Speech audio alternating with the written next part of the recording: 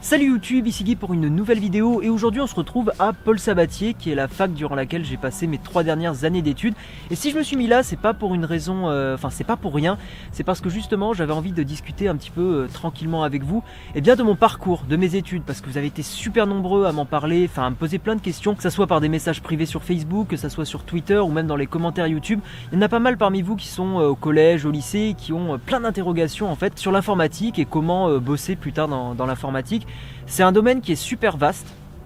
Il y a énormément de possibilités, vous pouvez faire de l'informatique pour des banques, vous pouvez faire de l'informatique pour de la santé, donc c'est pour ça que j'ai envie de vous faire cette vidéo. Aujourd'hui le but ça va être donc de parler de mon expérience, de ce que j'en ressors de positif, de négatif après un bac+5.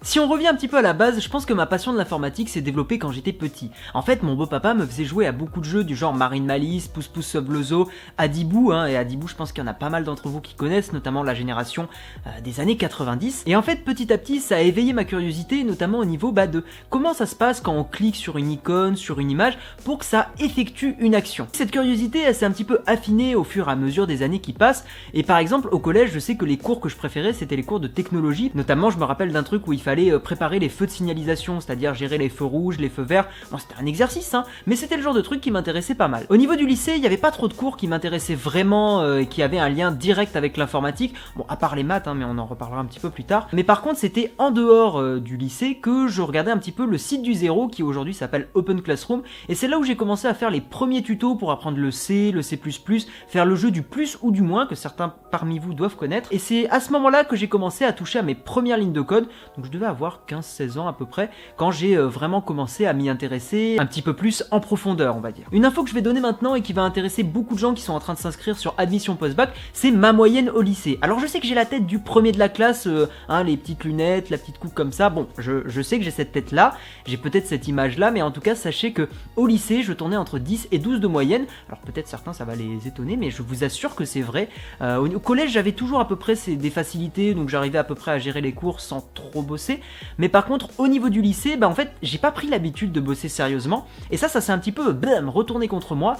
Et petit à petit, en seconde, en première, en terminale, mes notes ont baissé, jusqu'à être dans la limite acceptable. Mais c'est pas parce que vous avez des mauvaises moyennes en maths que vous ne pouvez pas faire des filières informatiques. Alors c'est mieux bien sûr d'avoir des bonnes moyennes, des bonnes notes, comme n'importe quoi.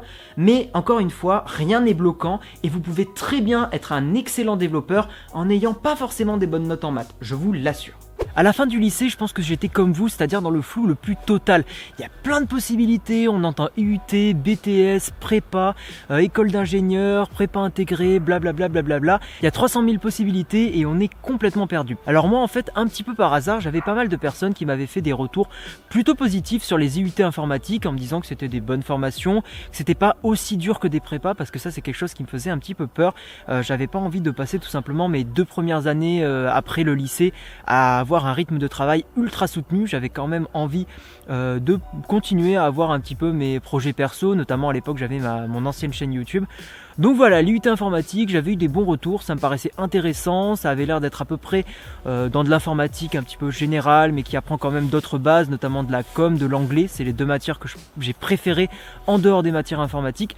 Donc je me suis lancé un petit peu par hasard, mais bon quand même ça avait l'air d'être à peu près ce que je voulais faire dans un IUT informatique. Pour faire simple, l'IUT c'est une formation en 2 ans qui apporte pas mal de bases d'informatique, mais il y a aussi d'autres matières qui sont super intéressantes. Alors comme j'ai dit précédemment, il y a de la com, il y a de l'anglais, mais on a aussi eu un petit peu de compta, un petit peu de gestion financière, pas mal d'autres trucs comme ça qui en tout cas moi m'ont beaucoup intéressé et qui sont utiles dans la vie, et ça c'est quelque chose que j'ai trouvé très cool. Un autre point que j'ai beaucoup apprécié, c'est qu'en IUT on continue d'être cadré un petit peu comme on l'était au lycée. Alors ça je pense que ça dépend vraiment des gens. Il y a des gens qui aiment beaucoup se sentir libres et qui sont complètement autonomes dans leur travail. Moi c'était pas le cas. Moi j'ai vraiment apprécié pouvoir être cadré, avoir des profs qui nous suivent un petit peu plus, quitte à des fois me faire sanctionner parce que je bossais pas assez, mais en fait voilà, moi j'avais besoin que des gens me motivent un petit peu à me mettre au boulot, et ça je l'ai vraiment retrouvé en IUT, et je pense que c'est une formation qui m'a permis de rester un petit peu sur les rails, alors que si j'avais été peut-être à la fac directement, où on est en général beaucoup plus libre,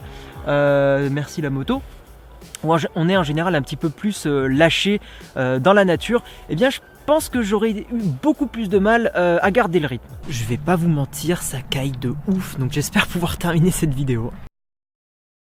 Les 3 dernières années de mes études, je les ai faites à la MIAGE, donc ça correspond à une licence 3, Master 1, Master 2. Et la MIAGE en fait c'est méthodes informatiques appliquées à la gestion des entreprises. C'est une formation qui notamment apprend à être chef de projet, c'est celui qui va diriger une équipe pour réaliser un projet informatique. Durant ces 3 années, il y a eu un mélange d'informatique forcément, hein. Il y a eu beaucoup de connaissances qui ont été consolidées, notamment j'ai eu beaucoup plus de réseaux que j'en avais eu à l'IUT informatique, mais aussi il y a eu une grosse partie sur de la gestion de projet, forcément. Encore une fois, il y a eu énormément de projets en équipe et notamment durant l'année de Master 1 où on a eu Thinterface, une interface contrôlable par la pensée. C'était un projet avec des chercheurs à Lyon, donc c'était vraiment pas un truc, voilà, hein, c'était un bon truc bien fat, et puis on a dû mener ce genre de projet à bien. Comparé à l'IUT qui est un petit peu plus accessible, hein, tout simplement parce que ça suit le bac, donc forcément il y a un petit peu moins d'années d'expertise, à la MIAGE j'ai eu vraiment des semestres qui ont été très difficiles, en tout cas pour moi, et il faut s'accrocher, c'est pas forcément évident. Pendant ces 3 années de MIAGE, j'ai été en alternance et ça m'a apporté énormément de choses. En premier bien sûr de l'expérience professionnelle, parce que travailler 3 ans en entreprise en parallèle des études,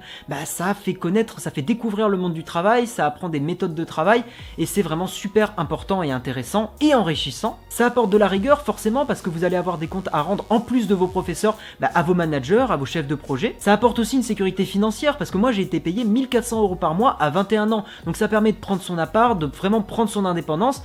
Ça c'est quand même super cool. Et enfin l'alternance, vu que vous allez être salarié pendant un certain laps de temps, eh bien ça va vous apporter le chômage. Et ça c'est vraiment cool, notamment pour moi, parce que ça me permet d'entreprendre et de lancer ma start-up tout en ayant une certaine sécurité financière. À titre d'information, aujourd'hui je touche 722 € par mois de chômage, ce qui me permet d'être quand même un petit peu plus serein par rapport à YouTube. Pour terminer sur la MIAGE, c'est une formation que je vous recommande parce qu'elle est vraiment bien reconnue dans le monde du travail, hein. Vous êtes quasiment assuré de trouver un emploi juste après. Par contre voilà, qu'on soit bien clair, vous n'allez pas commencer comme chef de projet en arrivant à la fin de vos études dans une entreprise, vous allez plutôt commencer comme développeur et petit à petit vous pourrez peut-être, si vous travaillez bien et si vous gérez bien vos relations, monter en tant que chef de projet pour diriger vos équipes. Au final, si je devais faire un bilan de ces 5 années d'études, je pense que ce que ça m'a vraiment apporté, et ça va peut-être vous étonner, mais pour moi le point le plus crucial de ces années d'études, c'est le travail en équipe. Le travail en équipe en fait c'est vraiment le meilleur moyen de se confronter à d'autres personnes, accepter qu'on a parfois tort, accepter de se remettre en question, et ça c'est quelque chose qu'on ne rencontre pas forcément si on travaille toujours en solo. Toujours dans le même ordre d'idée, vu que vous allez travailler avec d'autres personnes, vous allez forcément devoir être rigoureux dans votre travail.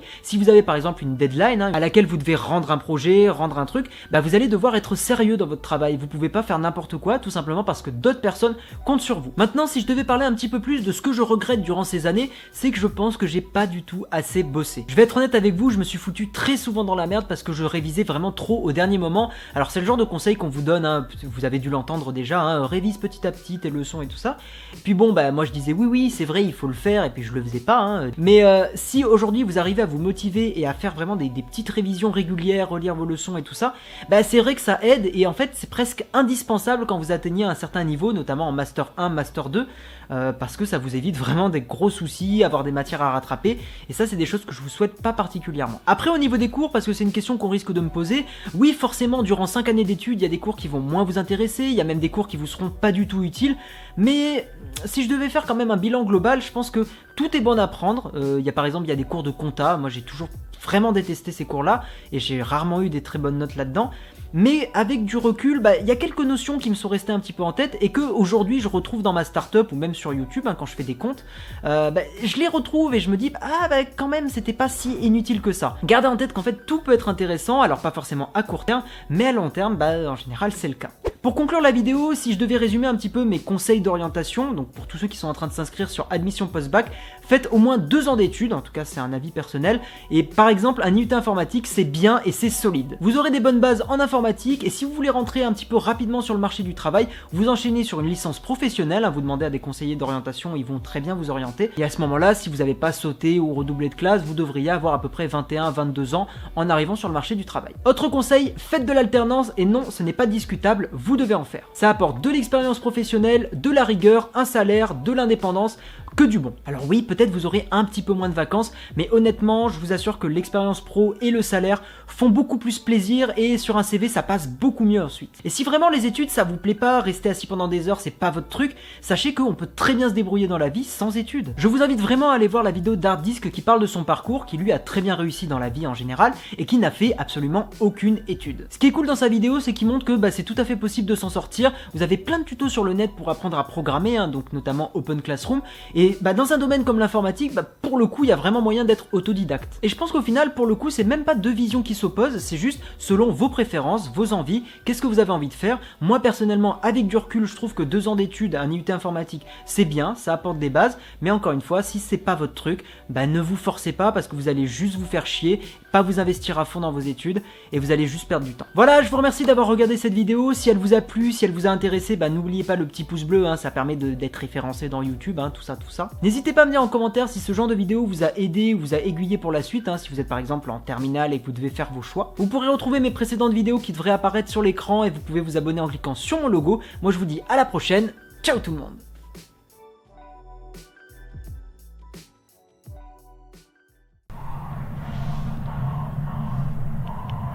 On aime le métal.